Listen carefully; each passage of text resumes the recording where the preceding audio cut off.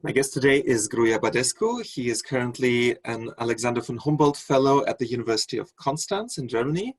He has been very active in the Memory Studies Association and beyond with a number of projects related to memory studies.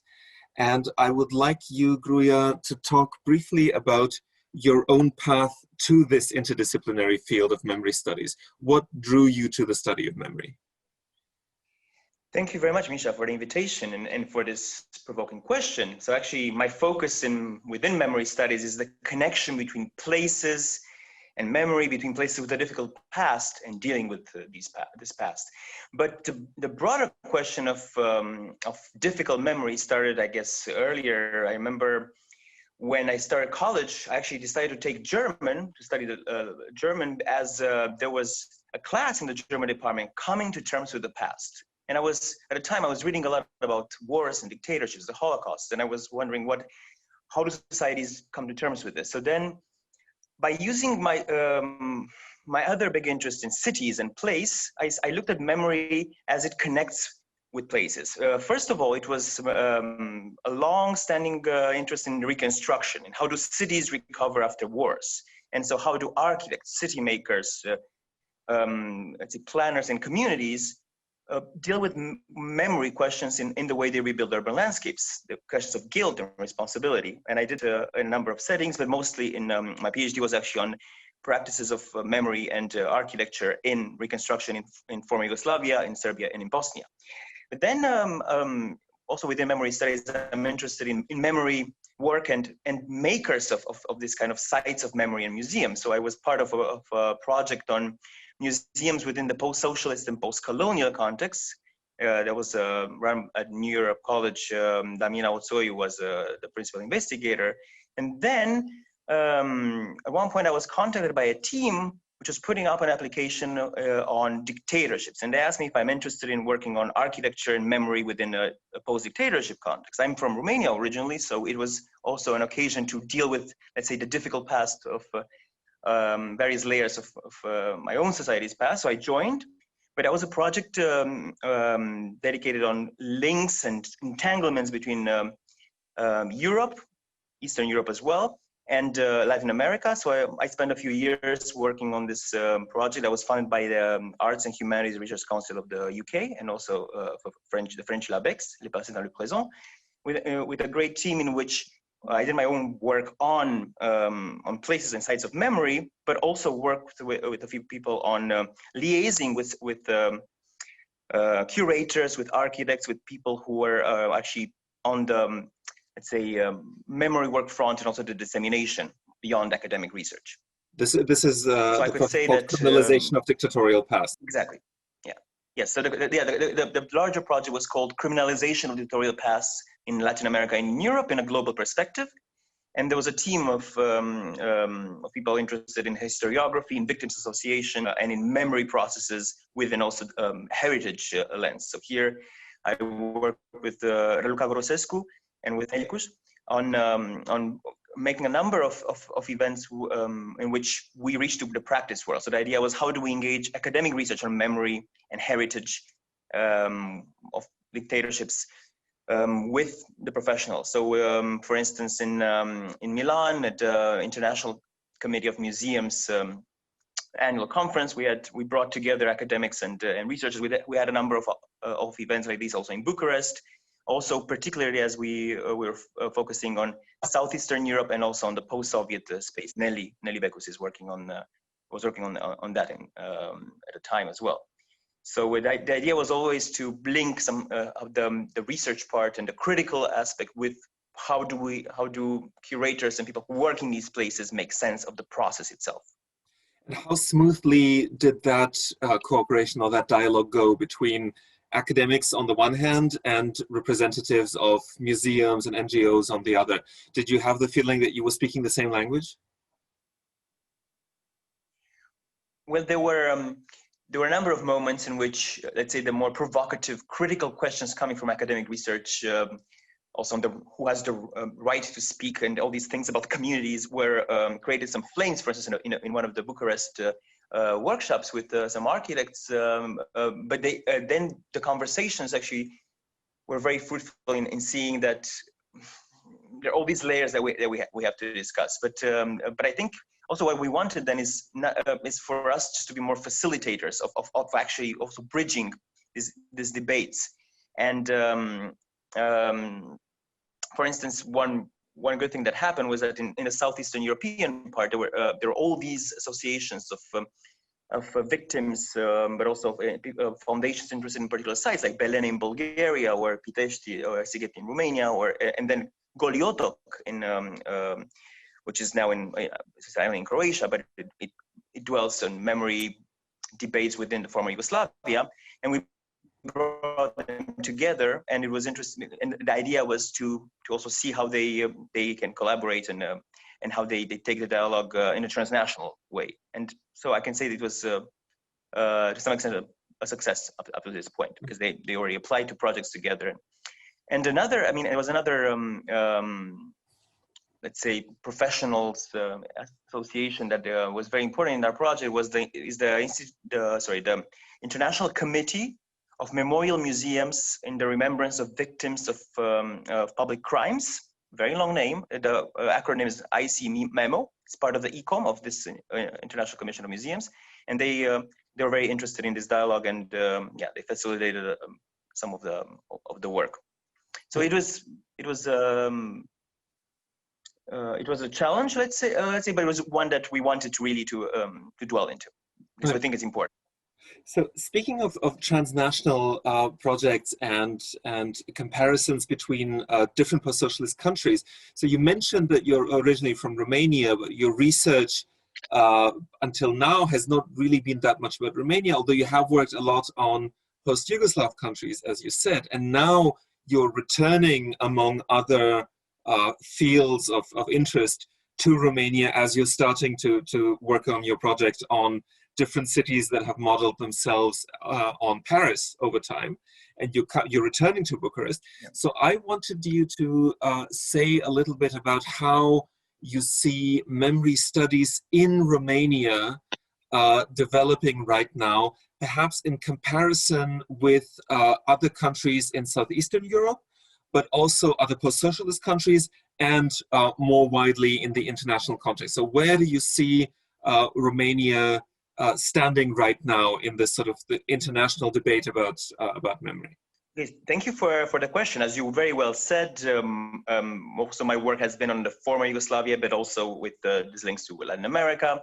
But all this time I was grappling with understanding the landscape in Romania, landscape of actors, of institutions, and also the different agendas and the different processes. So what I can say in this interesting positionality is that if I compare with the former Yugoslav space, where there's a lot of discussion about memory and transitional justice, there are a lot of organizations, a lot of institutes, a lot of people and researchers working on this. And of course, there's a different past it's at the forefront. It was the 1990s, but then also there are issues of the Second World War and a socialist period. But in Romania, I see that the focus has been more on, for a longer time, on transitional justice. And there's this Institute for Research of Communist Crimes. There was that rather discussed report. There was a lot of research on the history of what happened and on transitional justice. There are books about this, while memory has been, let's say, more recently appearing as a lens, and you can see it, some domestic actors, or the University of Bucharest, for instance, like the Dragoș and Cristina Petrescu, for instance, but you can see interesting regards from the outside, Romanian academics outside, like Dana Dolghin or Codruța Pohrip, who are working on understanding what makes the post-communist Romanian memory landscape, and also the work of the Wiesel Institute on the Holocaust. But again, it's a lot more somehow work on the history and on the transitional justice than actually on the memory processes and how Romanians are dealing with these. This is an ongoing work, and of course there's a lot of interest. And in terms of sites of memory, you can see the activity of particular the Sighet Memorial in also dealing with memory programs. They do all these summer schools. You have the Pitești Memorial, which is also a privately led initiative, and they have a number of also international engagements. But basically, the communist times are, let's say, at the center of these initiatives, and they go into this paradigm of criminalization of the regime. And there's less interest, let's say, in the everyday life. There are some researchers working on that, and there's, let's say, a different world of the Holocaust memory research. So all of these, institutionally speaking, are really separate. There's not a single memory studies community in Romania. I mean, I would say that they function. Yeah, they function separately. They do have engagements, but also they do have a lot of transnational work. So actually, I see people collaborating, let's say, with the institutes in other post-socialist countries. Where I see more of the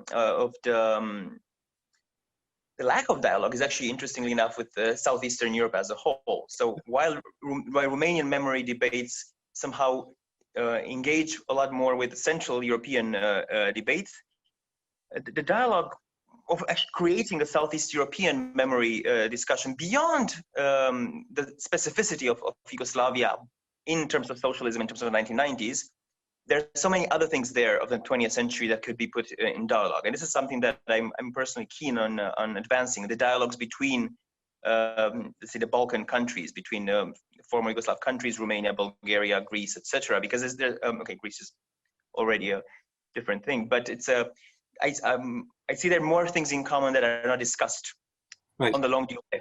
Yeah. What about the role of Moldova in Romanian memory debates? And I'm asking this because, of course, our conference will take place online, but was originally scheduled to take place in Moldova. And in one of the very interesting interviews I did in this series with Diana Dumitru from Chișinău, she mentioned that Romania was actually, in a sense, a model for researchers like her in Moldova who want to advance memory studies, and they're looking to Romania for sort of more international, more scholarly, less politicized approaches to memory. What about the other way around? Does Moldova play any role in these kinds of debates in Romania? So first, with this idea of circulations and entanglements, it's interesting that Romania also serves the same role for Albania. So in Albania, in a research visit with a memory lab, which is, by the way, a wonderful Southeast European memory initiative connecting with other European debates. In our lab last year in Albania, what came as the most important take for me was how most of the actors dealing with the past in institutes or in memory research, they say that they also look up at, and they took the example of Romania. Even the phrasing of the institutes that they created is similar to the in Romania. So there is this hope of actually of more cross-pollination in Southeast Europe. If I am to go down to Moldova, so Moldova is, let's say, it's one of the, or as, let's say, in the Romanian language scheme, many people will talk about Basarabia or Bessarabia in English. That's kind of a form of, ironically, this is a term that the Russian Empire defined the territory, then it became the Romanian name for something that was half of historical Moldavia. But basically, this is kind of one of the lieux de mémoire. You can say that it's important in a sense of the general society. To my knowledge, I don't know particularly of research looking at Moldovan memory threads within Romanian academia, but there might be there. However, it is an important element in the societal debates. So it's been a lieu de mémoire, and also a myth of the loss and So it plays similarly with, for instance, how in Hungary, this discussion of the Székely field or Transylvania. So you can see this kind of nested relations of people with Eastern lost provinces, let's say. Right. So at the end of this conversation, I would like to ask you very briefly about your engagement in the Memory Studies Association, because of course you have been one of the leaders of the Memory and Human Rights Working Group, and you're currently in the process of setting up another working group on space and place. So could you say a few words about each, please? Yes, so the Memory and Critical Human Rights Group is came from a collaboration with Leah David and Taylor McConnell. Leah David's work is actually on the sociology of human rights and memory, and she triggered the debates about this group. And I came with all these questions about victims associations and engagement, particularly from the Latin American, but also within the Southeast European context. And I was interested in building this group. We organized a number of workshops and events and discussions in which actually Central and Eastern Europe participants play an important role. And the idea is to ignite questions and interrogate what memory work is and what can be the, let's say, the pitfalls of actually doing memory work. So it's a bit of it's an experimental thought process there, and we're rooted in particular situations. As for the other one, as the Memory Studies Association has many researchers interested in place and space, and this is something that is, for me, is the most important pillar of my work. I felt the need of actually that we needed this to happen. So together with a number of colleagues from Konstanz, where I'm part of a group called Reconstructing Memory in the City, and there are also people in the US. The idea was to launch it within Charlottesville. We talked to the MSA, who was excited about this, but Corona postponed it. So we'll see when we'll have the official opening up of this working group. And I hope that many people working on Central Eastern European and post-Soviet memory issues will join as well, if they're interested in space and place. Well, I'm certainly looking forward to collaborating across working groups. I'm also looking forward to your contributions to the conference in September. And for the time being, thank you very much, Gruia, for this interview. Stay safe, stay healthy, and see you very soon. Thank you very much, Misha, for the invitation and for the interview. Thank you. And for all the work with PoSoCoMeS.